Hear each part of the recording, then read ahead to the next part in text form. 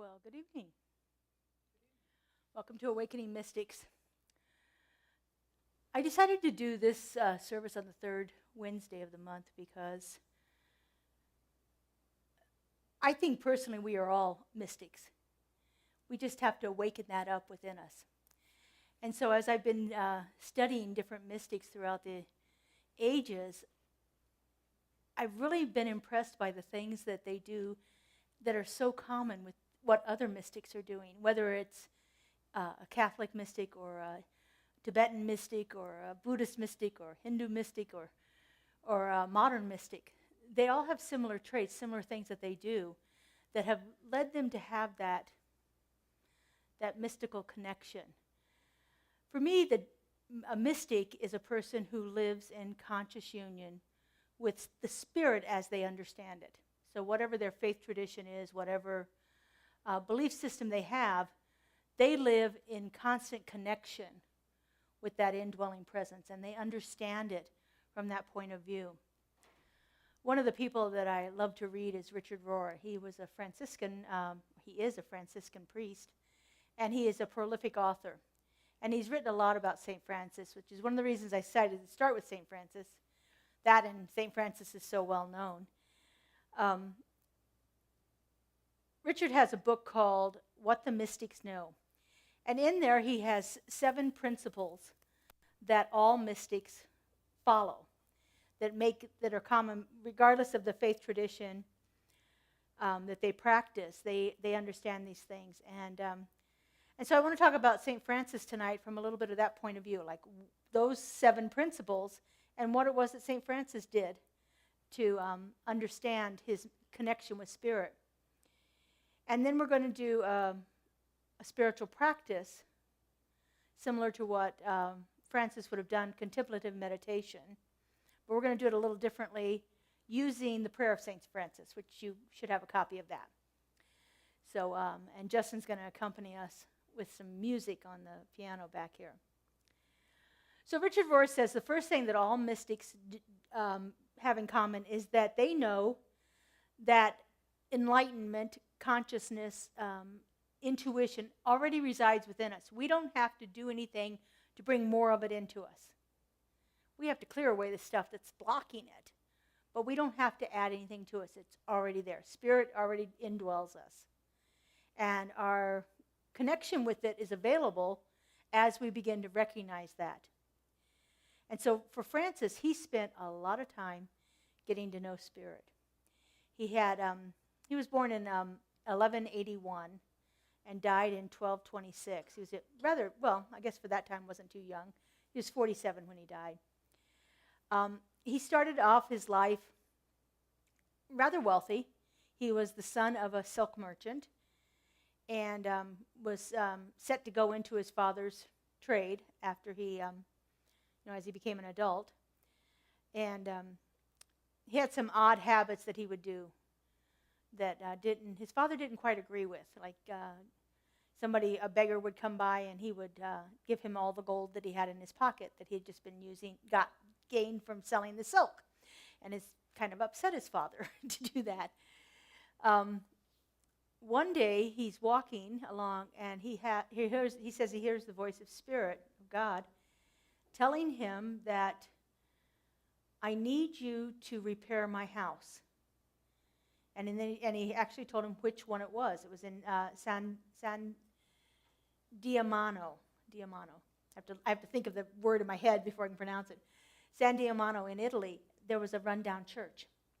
And so this voice tells Francis, his name was Giovanni at the time, tells Giovanni to go and repair this house. And so Francis takes the money he's got in his pocket that he's supposed to be taking home to his father for selling the silk and goes and gives it to the priest at this rundown church. And when he went back into town, he heard how his father had heard about it and was so angry that Francis hid for a month. And his father finally found him and beat him and locked him in the basement for a long time. And then Francis did something again, and same thing happened. So finally, his father takes him to the bishop of the town, who is the main authority there, and tries to get him cut off from his inheritance so that he could make amends for all of the money that he's given away. And Francis stands up, takes all of his clothes off, renounces his father, says, "I don't want your money," and starts to walk out. The bishop runs down and gives him a cloak to wear because they didn't want him out there naked. But that's how he began on his path of really following that inner voice and listening to it and then going where he was directed. You know, it was very controversial in that time to listen to Spirit, and it was controversial to give up your wealth, but that was what he was really called to do. He had one of those experiences that once you've had those, you can't go back from it. The second premise that Richard Rohr talks about is God is found in the imperfection. And this was one of the main reasons that Francis gave up all of his wealth, was because he wanted to live that experience of not having all of his needs met, not living in the comfort that he had, not allowing that wealth to determine what his next step would be. He was ready to live in the situations and the problems of the everyday world, very much like the Buddha did when, you know, the Buddha was a prince in India, and he gave up all of his wealth and to experience real life. And so Francis made a vow to take only alms, in other words, charity from others. He would not ask for it. He would only receive what was freely given to him.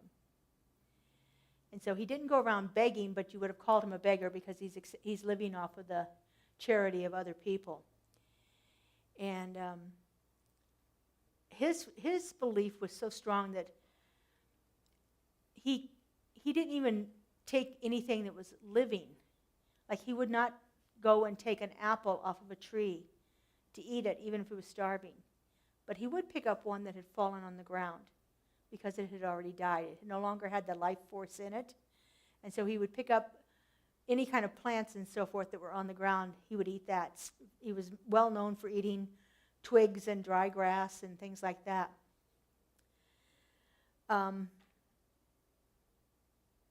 Which leads us into our third point, which is that from suffering, from especially profound suffering, there comes great wisdom and joy. And so not only did he spend a lot of his time without, he also made it a point to go to people who were suffering even more than him. He's well known for going to a leper colony and kissing the lepers that were there and, speaking to them, ministering to them in a way that no one else around there would do. And so he knew that that was a way also to connect with Spirit.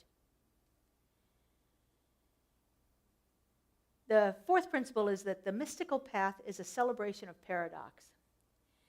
And so that's symbolized by this whole idea of giving up everything and still having all of your needs met. He gave up everything that he had, never asked for anything, and yet all of his needs were met for him. The fifth one is contemplation means practicing heaven now. And so that's that idea of treating everything as if it is sacred. Everything in our experience as if it is sacred. So he's well known for being the patron saint of animals and ecology, for the environment, because he treated everything as if it was a sacred being, every place as if it was a sacred place.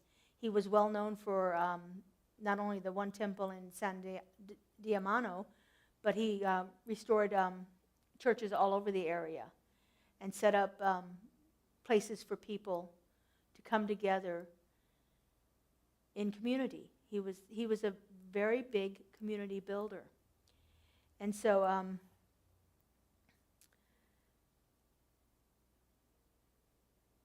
the seventh principle here is that when you are transformed, others will be transformed through you. And so Francis himself He never actively sought any followers, but they came to him in droves. When he would be working at a church, somebody would see him and they would be inspired to come and help him. Another wealthy woman in the same town, Claire, heard about him and decided that she wanted to devote herself to that too. So she was, her father tried to lock her up in a convent, but she got away from him. And Francis hid her out for a while until he could build a monastery suitable for her and the women that were coming to join her. And she also took a vow of poverty and followed the same Franciscan order. So those were the things that Richard Rohr talked about as being what is necessary and common in every mystic, and how St. Francis used those. The one thing that I was reading, and I can't remember where I found the quote, but I had it copied it down. It says that religious transformation works best when you know you are an instrument and not the origin, that you are an aqueduct and not the source. And if you think about St. Francis's prayer, it's, Lord, let me be an instrument of thy peace. Let it move through me. Let me be the place through which it flows. And so he was transformed by that attitude.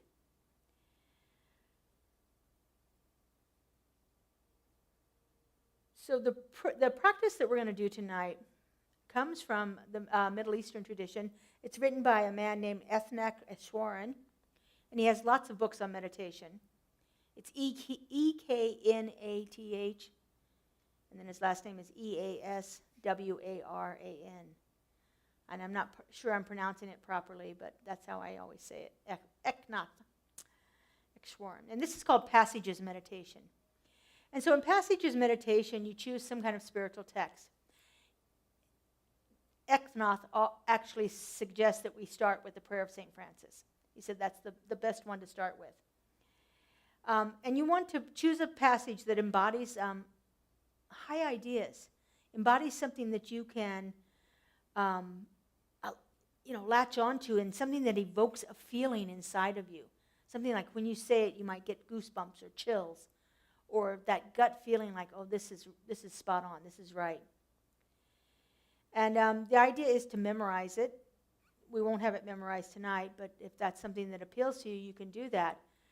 And memorize it, and then you don't have to look at the paper. That takes away that one distraction from doing the Passages Meditation if you already have it memorized.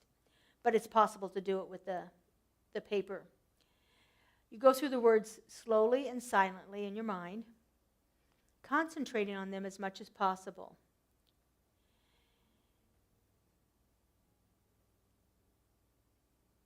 And then you begin to take a passage, take one of the lines of it, and kind of break that down.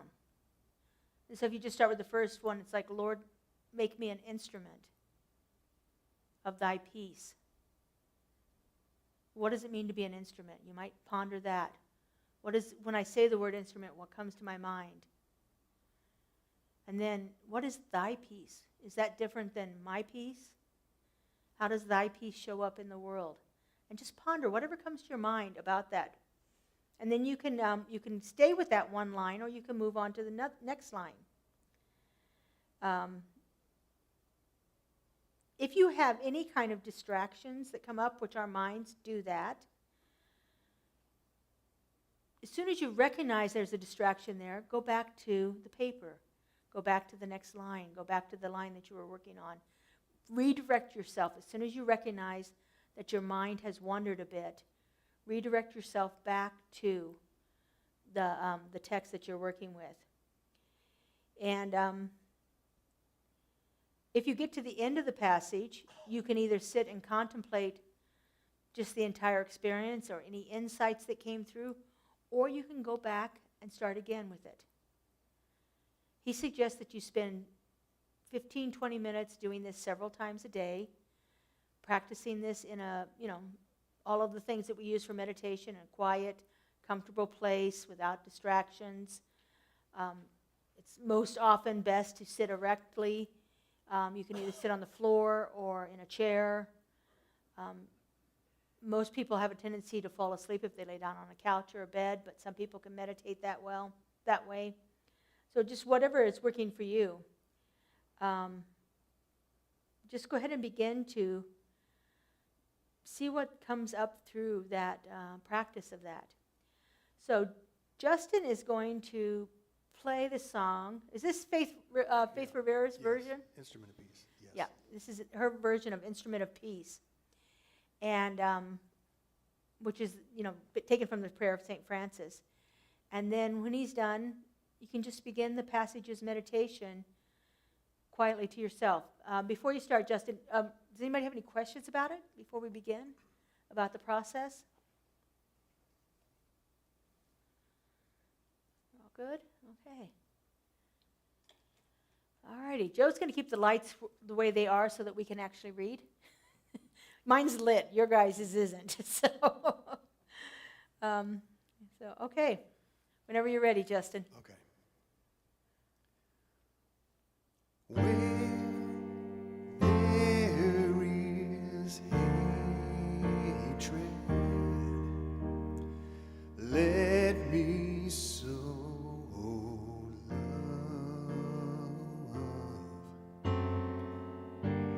Where there is injury, your pardon, Lord.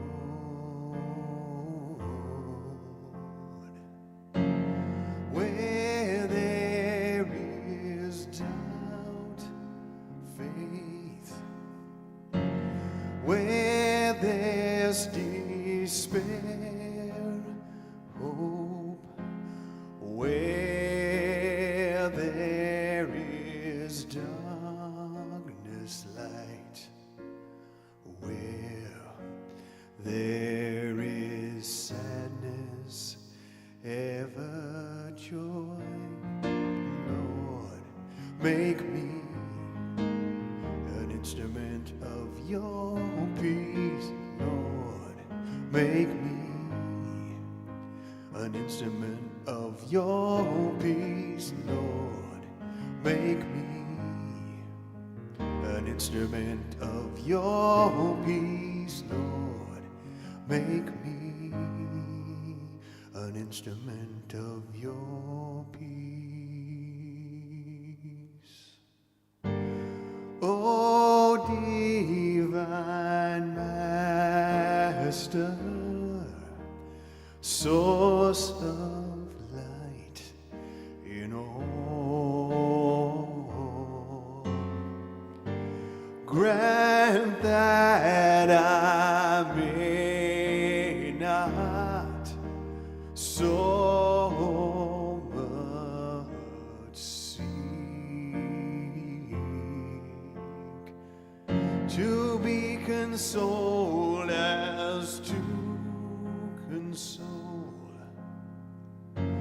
to be understood and to understand, to be loved as to be loved. For it is in giving we receive. Lord, make me an instrument of your peace. Lord, make me an instrument of your peace. Lord, make me an instrument of your peace. Lord, make me an instrument of your peace. It is in pardoning that we are pardoned. Lord, it is in dying that we are born. eternal life.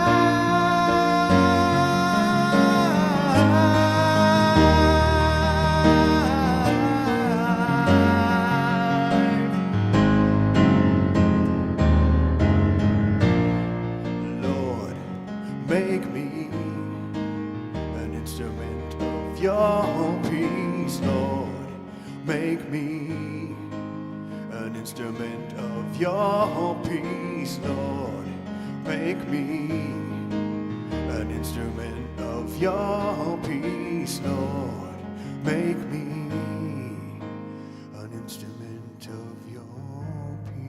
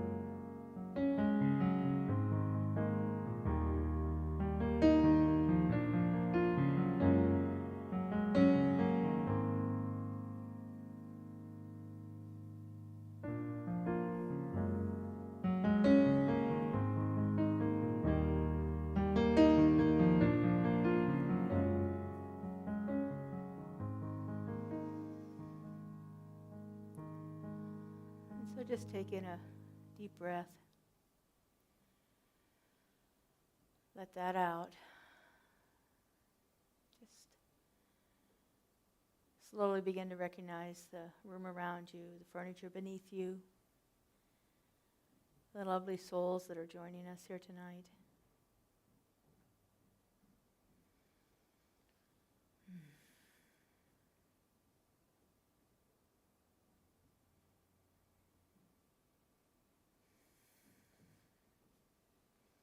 Might want to wiggle around a little bit. Thanks for the music, Justin. That was beautiful. And I want to acknowledge our online audience. I just in the middle of the meditation, I remembered we're broadcasting live from the first time from our location here. Our internet was installed yesterday, so we are so thrilled. Thank you all for joining us online here tonight, from wherever you are in the world. I'm hoping that you are warm and cozy.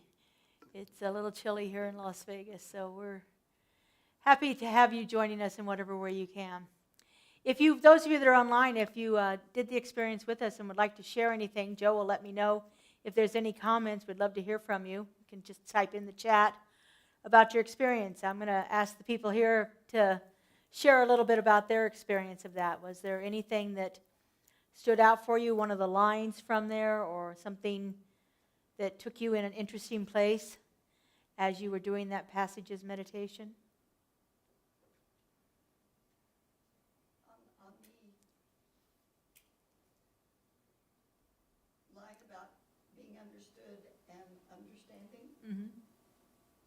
I want it to be a balance of give and take. Allow me to be understood and allow me to understand others. Did that balance occur in anything else, or was it just understanding? It was about teaching and sharing and Mhm. being in community. Beautiful. Thank you. For me, the line about to be consoled as to console, said to focus on others, to find ourselves by focusing on others and being concerned about them, putting them first. Thank you. Well, I think this prayer is about being selfless. And it was my father's favorite prayer. So it has a lot of meaning to me that it's just better to give than to receive. Mm-hmm. And that's what this prayer is all about. Thank you. To me.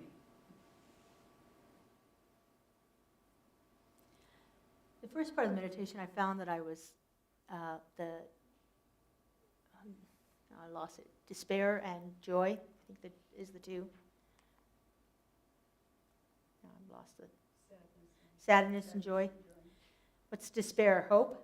Despair and hope. That was the one. I know it was the despair one. It was like, it just kept going through my mind. Every time I would be like moving on, but the line despair was still in my consciousness there. And I thought, what is the despair here? What is that about? I never really got clear about it, but it didn't feel like it was for me. It felt like it was like I needed to be something for someone else who is in despair right now. And I'm not real sure what that is, but I'm going to sit with that in my contemplation tonight and tomorrow. It's like, where am I called to serve a despaired group of people? So I thought that was interesting for that. Because I usually, when I do this meditation, I'm usually down in the second part of it. Seek to console as to be consoled, to understand as to be understood, to love as to be loved. And I spend more time in that because for me there's a call to action in all of those verses. And it really resonates with me. So I'm not really sure if the despair part at the top is another call to action that I'm not quite getting clarity on that yet, but I will sit with that. This is a great one to really take into our consciousness. There's a reason it's been so well known and so many people's favorite prayer of all time.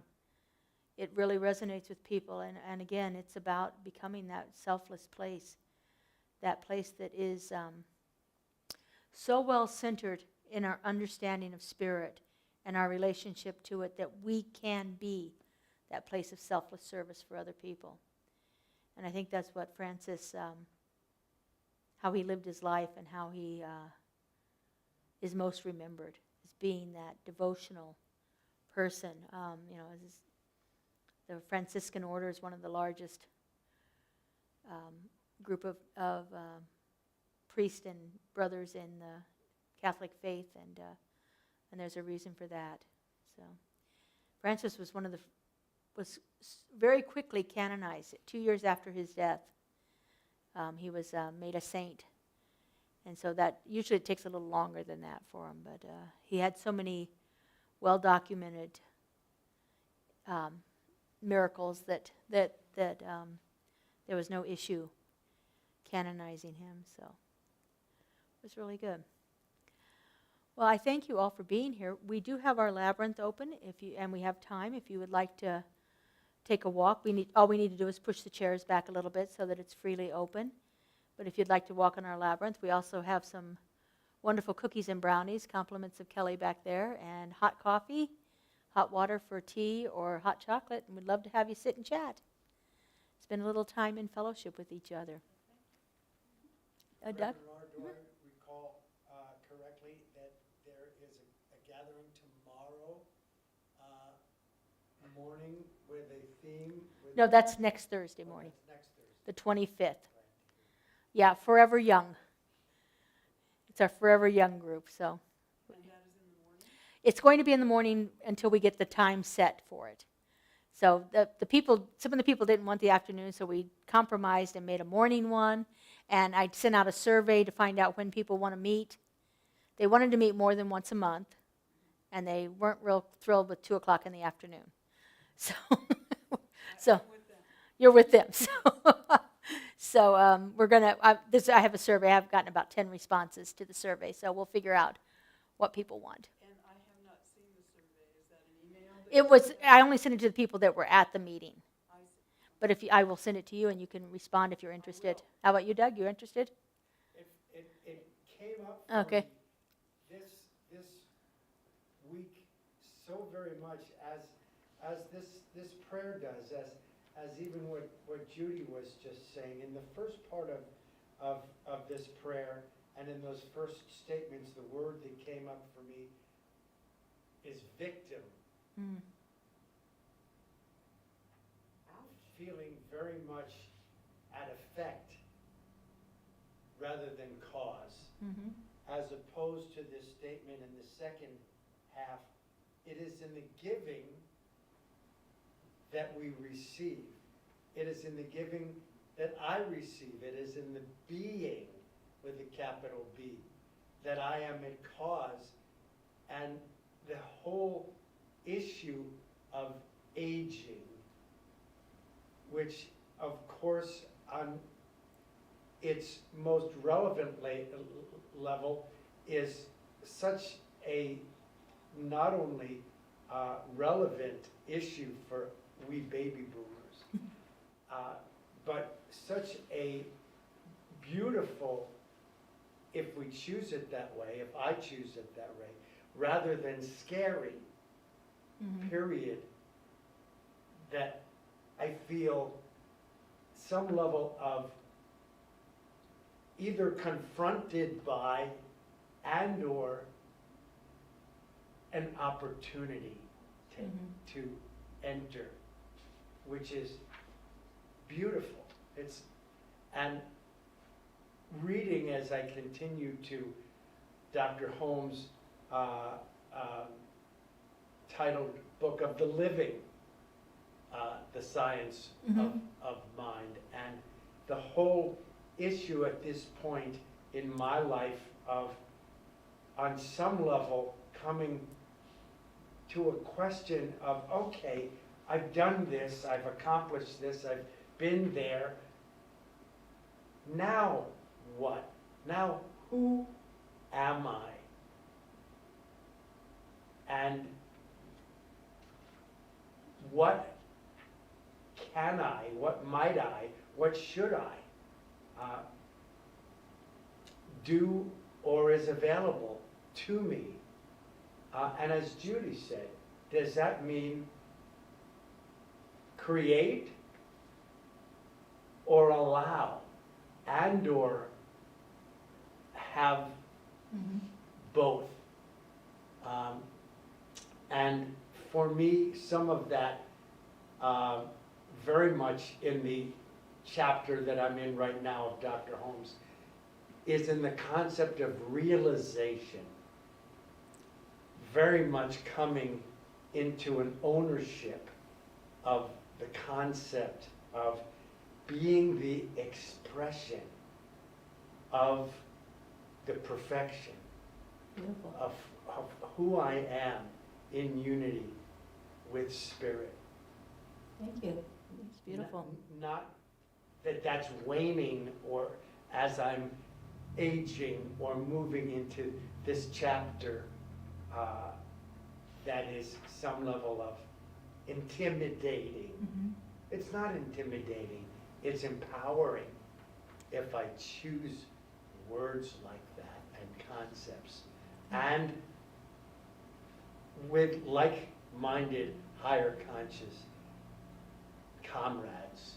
Then that sounds like that group is perfect for you. So we'll be there meeting on Thursday at the 25th at 10 a.m. here. That's metaphysics to me in Yeah. action. Absolutely. Absolutely. Well, I thank everyone for joining us here tonight. If you have been inspired by anything that you experienced tonight and would like to support the continuation of this, we have lots of different ways that you can donate. Those of you that are online, you can Zelle, you can text to give, you can click on our website. There's a donation link there. We also gratefully receive any check donations if you want to send those into our email, our physical address.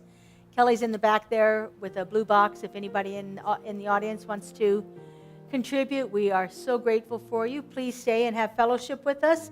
And those of you that are joining us online, consider coming in person. We're having a wonderful time here. Thank you all. See you next week.